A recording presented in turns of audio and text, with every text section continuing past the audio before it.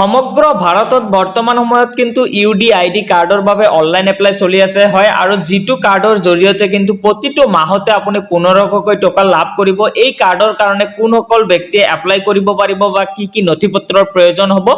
আৰু মূল এটা কথা হ'ল যে এই কাৰ্ডখন যিটো আছে এইটো সৰুৰ পৰা বিদ্যালৈকে যিকোনো মানুহে এইটো কাৰ্ডৰ কাৰণে এপ্লাই কৰিব পাৰিব। এইটো কিন্তু ফুল অনলাইন প্ৰসেস হয়, আপুনি আপোনাৰ মোবাইল ফোনৰ জৰিয়তে অনলাইন প্ৰসেসটো কমপ্লিট কৰিব পাৰিব। মই গোটেইখিনি আলোচনা কৰিম এইটো ভিডিঅ'ৰ জৰিয়তে। তাৰ আগতে সৰু এটা ৰিকুৱেষ্ট, যদি আমাৰ ইউটিউব চেনেললৈ প্ৰথমবাৰৰ কাৰণে ভিজিট কৰিছে প্লিজ চেনেলটো সাবস্ক্ৰাইব কৰি বেল আইকনটো বজাই দিব আৰু ভিডিঅ'টোত এটা লাইক কৰি দিব। অনলাইন এপ্লাই প্ৰসেসটো কমপ্লিট কৰাৰ কাৰণে কিন্তু আপুনি এইটো পেজলৈ আহিব লাগিব আৰু এইটো পেজত কেনেকৈ আহিব মই ভিডিঅ'ৰ শেষত মই জনাই দিম। আপুনি ভিডিঅ'টো সম্পূৰ্ণ শেষলৈকে চাব। প্ৰথমতে মই জনাই দি আছো যে ফৰ্মখন আপুনি কেনেকৈ ফিল আপ কৰিব, অৰ্থাৎ ৰেজিষ্ট্ৰেচন যিটো ফৰ্ম আছে সেইটো কেনেকৈ কমপ্লিট কৰিব। প্ৰথমতে দেখিব পাৰিব personnel details, applicant full name, আপোনাৰ নামটো যাৰ নামত এপ্লাই কৰি আছে এই কাৰ্ডখনৰ এই নামটো ইয়াতে বহুৱাই দিব, এপ্লিকেন্ট ফুল নেমটো ইয়াতে বহুৱাই দিব। তাৰ পিছতে দেখিব পাৰিব এপ্লিকেন্ট মোবাইল নম্বৰ, এটা ভ্যালিড মোবাইল নম্বৰ দিব, যিটো মোবাইল নম্বৰত কিন্তু আপোনাৰ ওটিপি আহিব, সেই মোবাইল নম্বৰটো ইয়াতে বহুৱাই দিব। তাৰ পিছতে ইয়াতে দেখিব পাৰিছে এপ্লিকেন্ট ইমেইল আইডি, যদি ইমেইল আইডি আছে দিব পাৰে আৰু নিদিলে একো কথা নাই, এইটো মেন্ডেটৰি নহয়, আপুনি নিদিলেও একো প্ৰবলেম নহব। তাৰ পিছতে দেখিব পাৰিব applicant date of birth, date of বাৰ্থটো কিন্তু ভালকৈ আপুনি ইয়াতে ফিল আপ কৰি দিব। তাৰ পিছতে জেন্ডাৰ দেখিব পাৰিছে, জেন্ডাৰ মেল ফিমেল ট্ৰান্সজেন্ডাৰ যিটো হয় এইটো আপুনি ইয়াৰ পৰা সিলেক্ট কৰি দিব। সিলেক্ট কৰাৰ পিছতে তলত দেখিব পাৰিব name of applicant, father mother guardian, যিকোনো এটা ইয়াতে সিলেক্ট কৰি দিব। আপোনাৰ মাকৰ নাম বা দেউতাকৰ নাম যিকোনো এজনৰ সিলেক্ট কৰি দিব। সিলেক্ট কৰাৰ পিছতে ইয়াতে দেখিব পাৰিব এপ্লিকেন্ট ফাদাৰ নেম, যাৰ নাম আপুনি সিলেক্ট কৰিছে তাৰ নামটো ইয়াতে দিব লাগিব। তাৰ পিছতে এটা কন্টাক্ট নাম্বাৰ দিব, গাৰ্জিয়ানৰ এটা মোবাইল নাম্বাৰ দিব। তাৰ পিছতে ইয়াতে দেখিব পাৰিব ফটো, ইয়াতে এটা আপোনাৰ পাসপোৰ্ট সাইজ ফটো দিব। পাসপোৰ্ট সাইজ ফটোটোৰ সাইজটো কিমান হ'ব লাগিব দেখিব পাৰিছে, 35x45 mm, only JPG PNG এইটো হ'ব লাগিব, 5 KB to 100 KB ইয়াতে এলাউ কৰিব, অন্যথা কিন্তু ইয়াতে সাবমিট নল'ব। এইটো আপুনি ভালকৈ প্ৰথমতে ৰিসাৰ্চ কৰি মিলাই ল'ব। কেনেকৈ ৰিসাৰ্চ কৰিব লাগে মই অলৰেডি ভিডিঅ' বনাইছো, মই সেইবিলাক আপুনি ভিডিঅ' চাই কিনে আপুনি ৰিসাৰ্চ কৰিব পাৰিব। তাৰ পিছতে এটা দেখিব পাৰিছে সিগনেচাৰ বা থাম, যিসকলে সিগনেচাৰ কৰিব নোৱাৰে সেই তেওঁলোকৰ থাম ব্যৱহাৰ কৰি কিন্তু এইটো সিগনেচাৰটো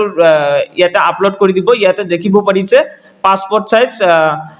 সিগনেচাৰটোৰ সাইজ কিমান হ'ব লাগিব, 35x45 mm হ'ব লাগিব। এইটো জেপিজি বা জেপিইজি পিএনজি ফৰমেটত হ'ব লাগিব। তাৰ পিছতে প্ৰুফ অফ আইডেন্টি কাৰ্ড, ইয়াতে দেখিব পাৰিছে আধাৰ এনৰোলমেন্ট নাম্বাৰ, যেটো এনৰোলমেন্টৰ জৰিয়তে এটা এপ্লাই প্ৰসেস কৰি আছো। আপুনি প্ৰথমতে এইটো আধাৰ কাৰ্ড সিলেক্ট কৰি ল'ব, তেতিয়া কিন্তু আপোনাৰ ইয়াতে আধাৰ কাৰ্ড নম্বৰ বহুৱাৰ অপচনটো আহি যাব। মই ইয়াতে এনৰোলমেন্ট ৰিসিপ্টৰ জৰিয়তে কিন্তু এপ্লিকেশন প্ৰসেসটো কমপ্লিট কৰিব বিচাৰিছো। সো ইয়াতে আহিছে আধাৰ এনৰোলমেন্ট নাম্বাৰ, ইয়াতে আধাৰ এনৰোলমেন্ট নাম্বাৰটো বহুৱাই দিব আৰু ইয়াতে দেখিব পাৰিব আপলোড আধাৰ এনৰোলমেন্ট স্লিপ, যিটো আপুনি আধাৰ কাৰ্ড বনোৱাতে এটা ৰিসিপ্ট পাইছিলে সেইটো ইয়াতে আপলোড কৰি দিব। তাৰ পিছতে দেখিব পাৰিছে আইডেন্টি প্ৰুফ, ইয়াতে সিলেক্ট আইডেন্টি প্ৰুফত ক্লিক কৰি দিব। সিলেক্ট আইডেন্টি প্ৰুফত ক্লিক কৰাৰ লগে লগে বহুকিটা কিন্তু ইয়াতে ডকুমেন্ট শো হ'ব, পাৰ্মানেন্ট একাউন্ট নাম্বাৰ যিটো পান কাৰ্ড বুলি কয়, তাৰ পিছতে voter ID card, ration card যিকোনো এটা আপুনি সিলেক্ট কৰি দিব। মই ভোটাৰ আইডি কাৰ্ডটো সিলেক্ট কৰি দিছো। তাৰ পিছতে এইটো সিলেক্ট কৰাৰ লগে লগে ইয়াতে দেখিব পাৰিব চুইচ ফাইল, ইয়াতে ক্লিক কৰি এইটো আপুনি আধাৰ কাৰ্ডটো আপুনি পিডিএফ আকাৰত ইয়াতে আপলোড কৰি দিব। এইটোৰ সাইজ হ'ব লাগিব 10 KB to 100 KB। এইবিলাক কিন্তু আপুনি প্ৰথমতে ডকুমেন্ট বিলাক সাইজ মিলাই ল'ব, তাৰ পিছতে এপ্লিকেশন প্ৰসেসটো কমপ্লিট কৰিবলৈ ধৰিব, নহলে কিন্তু আপোনাৰ এইটো টাইম আউট হৈ যাব। সো আপুনি প্ৰথমতে ডকুমেন্ট বিলাক ৰিসাৰ্চ কৰি ল'ব, গোটেইখিনি ডকুমেন্ট আপুনি ভালকৈ ৰিসাৰ্চ কৰি লৈ তাৰ পিছতে এপ্লিকেশন প্ৰসেসটো কমপ্লিট কৰিবলৈ ধৰিব। তাৰ পিছতে দেখিব পাৰিব এড্ৰেছ ফৰ কৰসপন্ডেন্স, আপোনাৰ এড্ৰেছটো দিব লাগিব। Nature of document for address proof ইয়াতে সিলেক্ট কৰি দিব। সিলেক্ট কৰাৰ পিছতে ইয়াতে যিকোনো এটা সিলেক্ট কৰি দিব। মই আকৌ আধাৰ কাৰ্ডটো সিলেক্ট কৰি দিছো। সিলেক্ট কৰাৰ পিছতে ইয়াতে দেখিব পাৰিব প্ৰুফ অফ কৰসপন্ডেন্স এড্ৰেছ, ইয়াতে চুইচ ফাইলত ক্লিক কৰি আপুনি আধাৰ কাৰ্ডটো ইয়াৰ পৰা পিডিএফ আকাৰত এইটো আপুনি আপলোড কৰি দিব। তাৰ পিছতে আপোনাৰ যেটো এড্ৰেছ হয় সেইটো আপুনি ইয়াতে ফুল এড্ৰেছটো লিখি দিব। তাৰ পিছতে ষ্টেটটো আপোনাৰ যিটো ষ্টেট হয় এইটো আপুনি ইয়াৰ পৰা সিলেক্ট কৰি দিব ষ্টেটটো সিলেক্ট কৰাৰ পিছতে ইয়াতে দেখিব পাৰিব ডিস্ট্ৰিক্ট আপোনাৰ যিটো ডিস্ট্ৰিক্ট হয় এইটো আপুনি ইয়াৰ পৰা সিলেক্ট কৰি দিব ডিস্ট্ৰিক্টটো সিলেক্ট কৰাৰ পিছতে আপোনাৰ যিটো তহসিল হয় বা সাব ডিস্ট্ৰিক্ট যিটো হয় এইটো আপুনি ইয়াৰ পৰা সিলেক্ট কৰি দিব সিলেক্ট কৰাৰ পিছতে ইয়াতে দেখিব পাৰিব ভিলেজ বা ব্লক যিকোনো এটা আপুনি ইয়াৰ পৰা সিলেক্ট কৰি দিব আপোনাৰ যিটো হয় এইটো আপুনি সিলেক্ট কৰি দিব তাৰ পিছতে পিন কোড যিটো আপোনাৰ পিন কোড আছে সেইটো আপুনি ইয়াৰ পৰা সিলেক্ট কৰি দিব পিন কোডটো সিলেক্ট কৰাৰ পিছতে অকমান স্ক্ৰল ডাউন কৰিব ডাউন কৰাৰ পিছতে ইয়াতে দেখিব পাৰিব disability details in case of multiple disabilities please choice two or more out of the 20 disabilities তাৰ পিছতে দেখিব পাৰিছে ডিসেবিলিটি টাইপ আপোনালোকে নিশ্চয় বুজি পালে যে কোনসকল ব্যক্তিয়ে এই কাৰ্ডৰ কাৰণে এপ্লাই কৰিব পাৰিব ইয়াতে যিসকল বিকলাংগ মানুহ আছে তেওঁলোকৰ কাৰণে এই কাৰ্ডখনৰ কাৰণে এপ্লাই চলি আছে সো যিসকলে বিকলাংগ মানুহ আছে তেওঁলোকে এই কাৰ্ডৰ কাৰণে এপ্লাই কৰিব পাৰিব ডিসেবিলিটি ইয়াতে আপুনি সিলেক্ট কৰি দিব ল ভিজন ইটো হয় এইটো আপুনি ইয়াৰ পৰা সিলেক্ট কৰি দিব সিলেক্ট কৰাৰ পিছতে দেখিব পাৰিব ডিসেবিলিটি ডিউ টু এইটো সিলেক্ট নকৰিলেও একো কথা নহয় এইটো আপুনি ইয়াৰ পৰা যিকোনো এটা সিলেক্ট কৰি দিব এক্সিডেন্ট বা যিটো হয় এইটো আপুনি ইয়াৰ পৰা সিলেক্ট কৰি দিব সিলেক্ট কৰাৰ পিছতে তলত দেখিব পাৰিব ডিসেবিলিটি বাই বাৰ্থ এটা যিটো হয় এইটো আপুনি সিলেক্ট কৰি দিব এইটো ইয়েস বা নো এটা অপচন ক্লিক কৰি দিব তাৰ পিছতে দেখিব পাৰিব hospital for assessment issue of UDID card disability certificate is you are treating hospital in other state district যদি yes হয় yes দিব আৰু নহলে no কৰি দিব তাৰ পিছতে হস্পিটেল নেমটো আপুনি সিলেক্ট হস্পিটেলত ক্লিক কৰি আপোনাৰ যিটো চলত হস্পিটেল আছে সেইটো আপুনি ইয়াৰ পৰা সিলেক্ট কৰি দিব তাৰ পিছতে তলত দেখিব পাৰিব এটা ক্যাপচা কোড শো হ'ব ইটো মানে মাইনাস প্লাস যেটো আহে সেইটো আপুনি ইকুৱেল কৰি ইয়াতে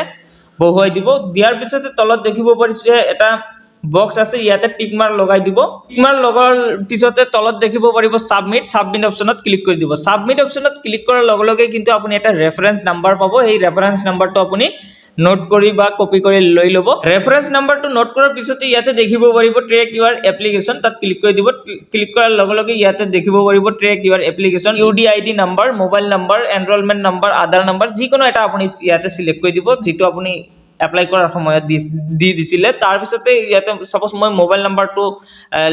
সিলেক্ট কৰি দিছো ইয়াতে মোবাইল নাম্বাৰ বহুৱাই দি আপুনি সাবমিট অপচনত ক্লিক কৰি দিব সাবমিট অপচনত ক্লিক কৰাৰ লগে লগে কিন্তু আপোনাৰ এপ্লিকেশন প্ৰসেসটো কি পৰ্যায়ত হৈ আছে ৰিজেক্ট হৈছে না একসেপ্ট হৈছে গোটেইখিনি আপুনি আপোনাৰ মোবাইলৰ সহায়তে কিন্তু চেক কৰি জানিব পাৰিব সো এনেকৈ কিন্তু আপুনি এপ্লিকেশন প্ৰসেসটো কমপ্লিট কৰিব পাৰিব এতিয়া মই জনাই দি আছো এই লিংকত বা এই পেজত আপুনি কেনেকৈ আহিব তাৰ কাৰণে আপুনি আপোনাৰ মোবাইল ফোনৰ যিকোনো এটা ব্ৰাউজাৰ ওপেন কৰি লব ওপেন কৰাৰ পিছতে সাৰ্চ বাৰত সাৰ্চ কৰি দিব UDID বুলি সাৰ্চ কৰাৰ লগে লগে পোনপ্ৰথমতে যিটো সাইট খোল খাব UDID তাত ক্লিক কৰি দিব ক্লিক কৰাৰ লগে লগে আন এখন নতুন পেজ খোল খাব খোল খোৱাৰ পিছতে ইয়াতে অকনমান স্লাইচ কৰি দিব স্লাইচ কৰাৰ পিছতে ইয়াতে দেখিব পাৰিছে ইউনিক ডিসেবিলিটি ID UDID ইয়াতে দেখিব পাৰিব এপ্লাই নাও তাত ক্লিক কৰি দিব এপ্লাই নাও ক্লিক কৰাৰ লগে লগে কিন্তু আন এখন পেজ খোল খাব আৰু ইয়াতে দেখিব পাৰিছে এটা টিক মাৰ্ক লগাই দি আপুনি সাবমিট অপচনত ক্লিক কৰি দিব সাবমিট অপচনত ক্লিক কৰাৰ লগে লগে ইয়াতে দেখিব পাৰিব এপ্লাই ফৰ UDID ইয়াতে ওপৰত যেটো বক্স আছে তাত ক্লিক কৰি দিব ক্লিক কৰাৰ পিছতে তলত দেখিব পাৰিব সাবমিট অপচনত ক্লিক কৰি দিব সাবমিট অপচনত ক্লিক কৰাৰ লগে লগে ইয়াতে দেখিব পাৰিব আধাৰ EKYC আপুনি যদি আধাৰ কাৰ্ডত সিলেক্ট কৰি দিয়ে ইয়াতে আধাৰ নম্বৰ বহুৱাই দিয়ে আপুনি সাবমিট কৰিলে কিন্তু আপোনাৰ এপ্লিকেশন প্ৰসেসটো কমপ্লিট হোৱাত সহায় হ'ব কাৰণ আপোনাৰ আধাৰ কাৰ্ডৰ যিখিনি এড্ৰেছ আছে সেইখিনি তাত অটোমেটিক ফিল আপ হৈ থাকিব সো ইয়াতে আপুনি আধাৰ কাৰ্ড নম্বৰ ব্যৱহাৰ কৰিব ইয়াৰ আধাৰ নম্বৰ ইয়াতে আপোনাৰ আধাৰ নম্বৰটো বহুৱাই দিব ক্যাপচা কোডটো বহুৱাই দি আপুনি ইয়াতে টিক মাৰ্ক লগাই দি জেনাৰেট OTP ক্লিক কৰি দিব জেনাৰেট OTP ক্লিক কৰাৰ লগে লগে আপোনাৰ মোবাইলত এটা OTP যাব সেই OTP টো বহুৱাই দি আপুনি সাবমিট অপচনত ক্লিক কৰাৰ লগে লগে কিন্তু আপুনি সেই যেটো ৰেজিষ্ট্ৰেচন ফৰ্ম তাত পাই যাব আৰু সেই ফৰ্মটো কিন্তু আপুনি কমপ্লিট কৰাৰ পিছতে আপোনাৰ এপ্লিকেশন প্ৰসেসটো কমপ্লিট হ'ব সো এনেকৈ কিন্তু আপুনি UDID কাৰ্ডৰ কাৰণে এপ্লাই কৰিব পাৰিব যদি ভিডিওটো ভাল লাগিছে আপোনাৰ বন্ধুবৰ্গলৈ শেয়াৰ কৰি দিব আৰু যদি চেনেললৈ নতুনবাৰ কাৰণে আহিছে প্লিজ চেনেলটো সাবস্ক্ৰাইব কৰি বেল আইকনটো বজাই দিব